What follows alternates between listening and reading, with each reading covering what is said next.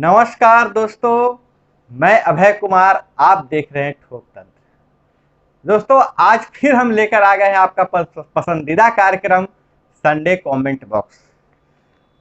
एक सप्ताह के अंदर जो भी कमेंट आए हैं, कुछ चुनिंदा कमेंटों में का मैं जवाब दूंगा। तो हम देर नहीं करते हुए आप लोगों से गुजारिश है कि आप चैनल को सब्सक्राइब कीजिए, तो सब्सक्राइब कर लीजिए और मैं अपना काम शुरू करता हूं। मैं सबसे पहला जो कमेंट लेना चाहता हूं वह है एमडी दिलसान का है। आपका चैनल जब से आया है ग्रामीण राजनीति में नॉलेज बढ़ गया है लोगों के अंदर। धन्यवाद दिलसान जी। सन्नी कुमार, एफिडेविट में क्या क्या विवरण देना है? सन्नी जी, एफिडेविट जो आप नामांकन करेंगे तो एफिडेविट एक फॉर्मेट बना हुआ रहता है। उसके बाद अगर आपके पास आपको मुकदमा आप पर कोई है तो उसका विवरण देना है। अगर आपका नाम गलत है और वोटर लिस्ट में नाम गलत है तो उसको भी आप वहां पर क्लियर कर सकते हैं। हालांकि आयोग के दिशा निर्देश अनुसार जो भी आप में कमी है और उसके पास आपके एविडेंस है तो एफिडेविट में आप उसकी जिक्र कर सकते हैं। और जो भी एफिडेविट का एक फॉर्मेट बना हुआ है और उसी में आपको वकील साहब सब भर के दे देंगे। आपका हेडलाइन ठीक नहीं रहता है और आपका एक भी समाचार ठीक नहीं होता है। ये एमडी इजराइल जी बोल रहे हैं। तो इजराइल जी, अगर बाजार है यहाँ पर, जहां आपको अच्छा लगता है वहां से आप सूचना ले सकते हैं और कोई बात नहीं है। और बहुत सारे लोगों को पसंद आता है मेरा समाचार, इसलिए मैं हूं आपके सामने। एमडी खुशबू, पूरा नाम नहीं आ रहा है, इसलिए कृपया आप नाम अगर लिख देते तो ज़्यादा फायदा, मतलब नीचे कमेंट्स में नाम लिख दें तो ज़्यादा आसानी होगी। अभय कुमार जी, आप जो है आपसे बार बार रिक्वेस्ट करता हूँ, अगर एक दिन भी कुछ खबर नहीं मिलता है तो फिर भी कुछ नहीं, छोटा सा वीडियो डाल दीजिए। कि मैं इसलिए आपसे रिक्वेस्ट करता हूँ कि जब भी मैं दादाजी के पास जाता हूँ तो मैं आपका चैनल लगाने के लिए बोलते हैं। आपके चैनल मेरे दादाजी बहुत पसंद करते हैं। आपको जब भी मैं सुनता हूँ तो सभी आदमी को भेजता हूँ खबर भी। सच्चा चैनल अभय कुमार जी। बहुत बहुत धन्यवाद। आपके दादाजी को चरण स्पर्श मैं प्रणाम करता हूँ उन्हें। आप मुझ पर इतना भरोसा करते हैं। मैं कोशिश करता हूँ कि कोई अपडेट डाल ही दूँ जो आता है, लेकिन कभी कभी अपडेट में बहुत ज़्यादा व्यस्त रहता हूँ तो नहीं, एक आध दिन ऐसा होता है कि मैं खबर नहीं डाल पाता हूँ, तो मैं क्षमा चाहता हूँ। क्या प्रत्याशी भी वोट डाल सकते हैं? एसएनजीएम ऑफिशियल का एक पूछते हैं। तो बिल्कुल, आप सभी प्रत्याशी वोट डाल सकते हैं, अपने अपने आप को वोट डाल सकते हैं, अपने भी वोट डाल सकते हैं और अन्य पदों के लिए भी वोट डालेंगे ही डालेंगे, क्योंकि वो मतदाता भी होते हैं। अगर जहां आपका नाम है वोटर लिस्ट में, वहीं आप नाम डालिएगा। सर, अगर तबीयत खराब है तो वो दवा ले रहे हैं और नॉर्मल दिक्कत है, वो 2 साल से दवा ले रहे हैं। कोरोना टीका लगा तो वो चुनाव लड़ सकते नहीं, प्लीज बताइए। राजू रॉक जी, देखिए, अगर किसी भी तरह का मेडिकल सलाह आप डॉक्टर लोगों से ही लीजिए। और डॉक्टर अगर सर्टिफिकेट बना के दे देता है कि इनको टीका लेने से परेशानी है तो चुनाव लड़ सकते हैं, कोई दिक्कत नहीं है। आप जो बोलते हैं, ये नीतीश कुमार जी कहते हैं, आप जो बोलते हैं जो पेपर में तो कभी देता ही नहीं है। सिट।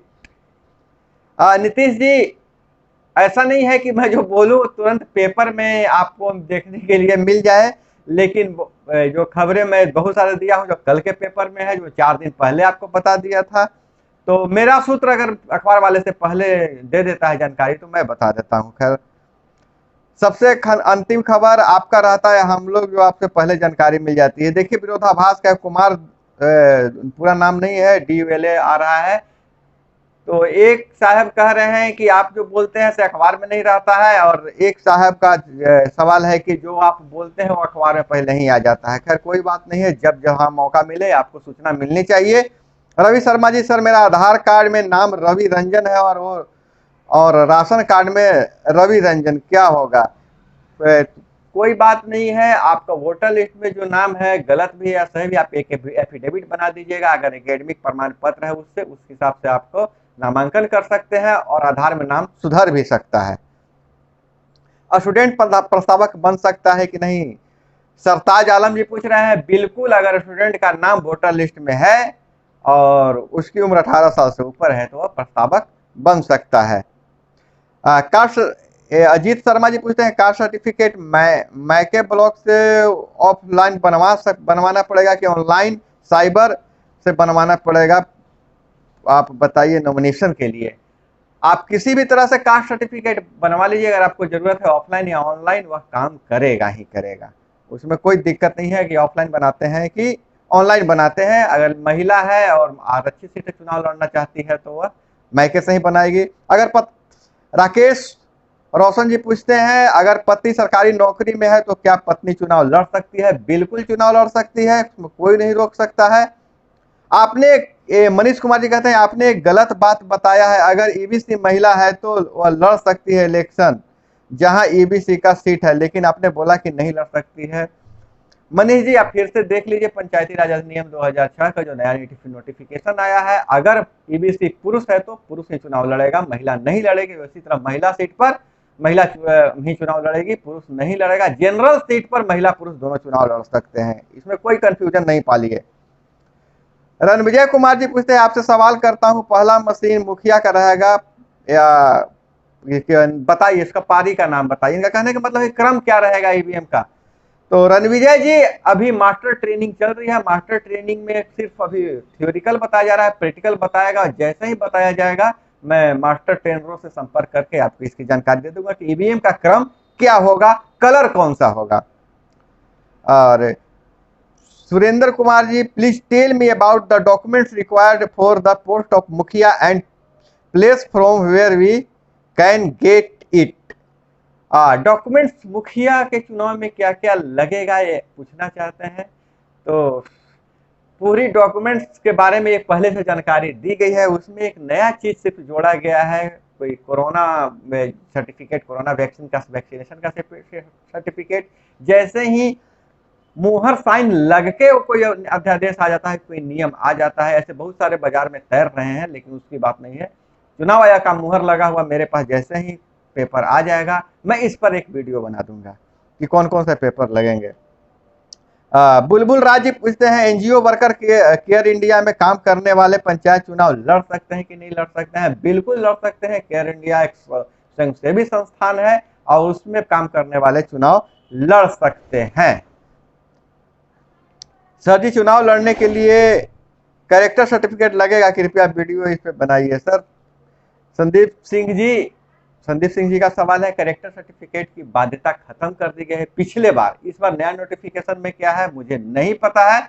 और कैरेक्टर सर्टिफिकेट के बनवाने के चक्कर में नहीं रहिए, अगर आप एफिडेविट में लिख देते हैं, अगर नहीं भी लगेगा तो एफिडेविट में आपको एफिडेविट करके देना पड़ेगा कि मेरे ऊपर कोई मुकदमा नहीं है, चाहे मेरे ऊपर कोई आपराधिक मुकदमा नहीं है, अगर है तो यह है मुझे सजा नहीं मिली है, उसकी आप चिंता नहीं कीजिए, कैरेक्टर सर्टिफिकेट नहीं लगेगा।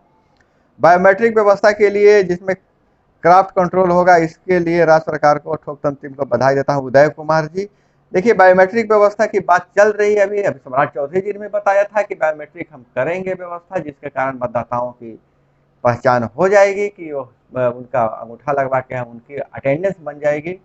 और अंतिम रूप में क्या होता है, स्वीकृत होता है कि नहीं स्वीकृत होता है, यह राज्य निर्वाचन आयोग जाने, पंचायती राज विभाग जाने। खैर जब भी जानकारी नई आएगी मैं आपको बता दूंगा। जो जिसका प्रतिनिधि एमडी खुशवर जी लिखते हैं जो जिसका प्रतिनिधि का चुनाव चिन्ह बताते हैं उसका साथ साथ चुनाव चिन्ह लगा के दिखाइएगा तो बेहतर होगा। बिल्कुल आपका बिल्कुल सही यह सलाह है, लेकिन उस तरह का वीडियो बनाने में थोड़ा ज़्यादा समय लगेगा, लेकिन मैं प्रयास करूंगा कि सभी चुनाव चिन्ह का एक सैंपल और उस पद का नाम के साथ एक वीडियो मैं बना दूं।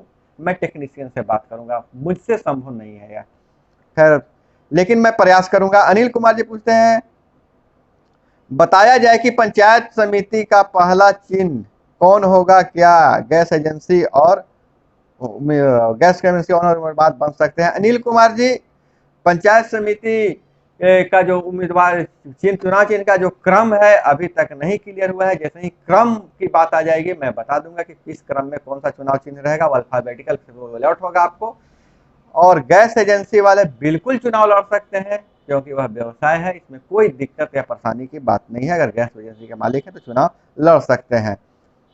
चंद्रेश कुमार जी पूछते हैं सर वोटर लिस्ट में नाम दूसरा वार्ड में और शिफ्ट कर दिया गया है, तो क्या अपने वार्ड से चुनाव लड़ सकते हैं, शिफ्ट करवा सकते हैं नाम।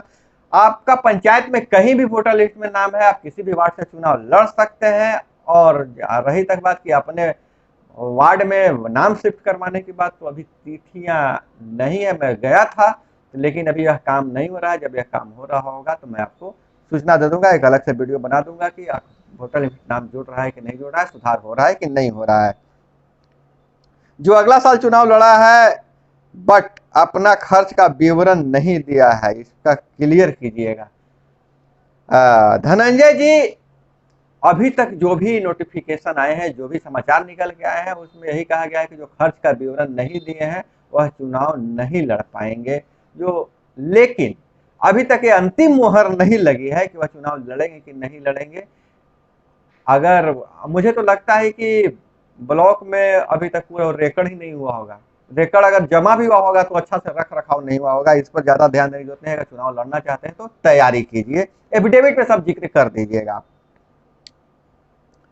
हियर हुआ प्रतिनिधि, हारे हुए प्रतिनिधि आवश्यकता ही सबसे दीजिएगा जमा करने का। अब इनका शत्रुघ्न जी का सवाल हमको स्पष्ट नहीं नजर आ रहा है, हारे हुए प्रतिनिधि के बारे में क्या बता रहे हैं, और स्पष्ट लिखिए, मैं बताऊंगा आपको। एमडी अरमान जी, ईवीएम पर फोटो प्रतिनिधि का रहेगा क्या? नहीं सर, ईवीएम का ईवीएम पर जो फोटो है प्रतिनिधि का नहीं रहेगा, चुनाव चिन्ह का फोटो रहेगा, अभी तक जो जानकारी मिल रही है। हालांकि लोकसभा विधानसभा में प्रतिनिधि का फोटो रहता था। एमडी अरमान जी, नमस्कार सर, वोटर लिस्ट विखंडन के बारे में जानकारी दीजिए। अरमान जी, जितना आप बेचैन है उतना ही मैं भी बेचैन हूँ। 2-3 बार मैं पंचायती राज पदाधिकारी से मिल चुका हूँ। उन्होंने कभी तक बोला है कि जैसे ही चिट्ठी आएगी अभय जी, सबसे पहले मैं आपको फोन करके बताऊंगा और चिट्ठी आपके पास भेजूंगा। विखंडन का प्रक्रिया कब से शुरू होगा, इसकी अभी तक मुझे जानकारी नहीं मिली है। क्षमा करेंगे, फोन आ गया था। पंचायत आरक्षण बदलेगा क्या? पूछ रहे हैं अरुण सर, एनपीएस सर जी। पंचायत में आरक्षण का जो कहीं कहीं बदलाव होगा, वैसे पंचायतों में बदलाव होगा जहां जिसका कुछ एरिया शामिल हो चुका है नगर निगम में शामिल हो जाने के बाद वहां वहां की जो स्थिति बदल गई है, जातीय समीकरण बदल गई है, वहां कुछ बदलाव हो सकता है। वहां तो पंचायतों का नाम भी बदलने वाला है। कृष्णा पांडे जी पूछते हैं, बिहार में 16 अप्रैल 2021 को पैक्स अध्यक्ष का इलेक्शन पोस्टपोन हो गया, इसके बारे में बताइए प्लीज रिप्लाई में। सर, पैक्स अध्यक्ष का चुनाव जो पोस्टपोन हुआ है, बहुत सारे पैक्स अध्यक्ष खाली भी पद है वो भी है, लेकिन कोरोना के कारण वो नहीं हो पाया। इसके बारे में अभी तक कोई जानकारी नहीं है, सहकारिता विभाग से कोई जानकारी नहीं दी गई है। जैसे ही कोई जानकारी दी गई सहकारिता विभाग देगी, मैं आपको बताऊंगा। एनटीसी ऑनलाइन पूछते हैं, क्या आंगनबाड़ी चलाने वाले का पति चुनाव लड़ सकता है? बिल्कुल चुनाव लड़ सकता है। सर, सरकारी नौकरी से रिटायर्ड व्यक्ति प्रस्तावक बन सकता है कि नहीं, कृपया बताने की कोशिश करें। 2 सवाल इनका है। बिल्कुल रिटायर्ड व्यक्ति भी प्रस्तावक बन सकता है, नौकरी में रहेंगे तो प्रस्तावक नहीं बन सकता है। संतोष कुमार जी पूछते हैं, सर एससी महिला उम्मीदवार के लिए समिति में क्या होने के लिए कास्ट सर्टिफिकेट मायके से बनेगा या ससुराल से बनेगा?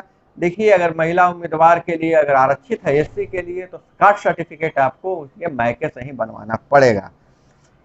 सौरभ कुमार जी पूछते हैं, सर 6 महीना पहले जो पेपर तैयार किए थे वो पेपर लगेगा क्या फिर से, कि नया पेपर बनाना पड़ेगा? सहरसा जिला से एफिडेविट छोड़ के आपके सारे पेपर काम करेंगे, कोई दिक्कत का बात नहीं है। 6 महीना पहले आप बनवाए हो या 6 महीना बाद बनवाए हो, लेकिन एफिडेविट आपको फिर से करवाना पड़ेगा। अगर एफिडेविट बनवा लिए होंगे तब। एमडी अरमान जी पूछते हैं, अगर कोई अगर वार्ड सदस्य खड़ा है, बूथ पर घूमने का परमिशन मिल सकता है या नहीं? हो, वार्ड सदस्य अपने ही बूथ पर बिल्कुल रह सकते हैं, क्योंकि वार्ड सदस्य को ज्यादा बूथ घूमना नहीं है, उनको परमिशन मिलेगा, उनके लिए कार्ड बन जाता है। फिर एमडी खुश खुश, इनका पूरा नाम नहीं आ पाता है। अभय भाई जी, आप बीच बीच में कहाँ खो जाते हैं? आपसे जिस दिन आपसे चैनल नहीं सुनते हैं उस दिन मन नहीं लगता है। कटिहार से हैं, वार्ड सदस्य हैं। भाई, बहुत बहुत इतना प्यार देने के लिए धन्यवाद। और मैं कहीं खोता नहीं हूँ, बस नए अपडेट के तलाश में कहीं चला जाता हूँ कोई नए प्रोजेक्ट में काम करने के लिए। फिर उन्हीं का सवाल है, आपसे एक चीज पूछ रहे हैं भाई, जवाब क्यों नहीं दे? वोटर लिस्ट कब तक जारी होगा?